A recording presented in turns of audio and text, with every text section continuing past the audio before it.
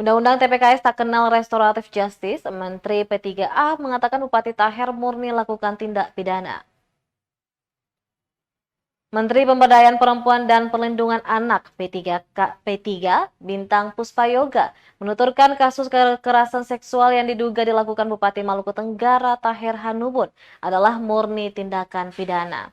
Untuk itu Bintang mendukung penuh keputusan Polda Maluku yang tetap melanjutkan penyidikan atas kasus dugaan tindak pidana kekerasan seksual yang dilakukan Bupati Maluku Tenggara serta dikenakannya undang-undang tentang tindak pidana kekerasan seksual. Dalam hal perbuatan yang dilakukan terduga pelaku terhadap korban yang sudah menurut korban dilakukan sejak April 2023, maka terduga pelaku juga bisa dikenakan pasal 6 huruf C Undang-Undang TPKS Junto 64 KUHP tentang perbuatan berlanjut. Berdasarkan informasi yang dihimpun Kemen P3A,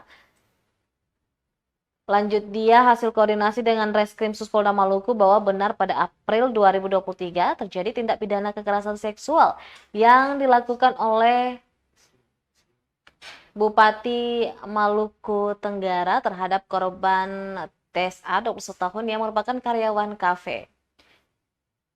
Pada 1 September 2023, kasus diproses oleh penyidik di Reskrimum Polda Maluku dengan nomor TBL garing 230 garing IX garing 2023 garing Maluku garing SPKT.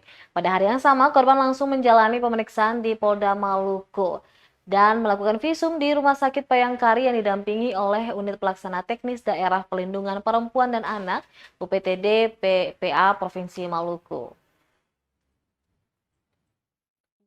Terima kasih sudah nonton.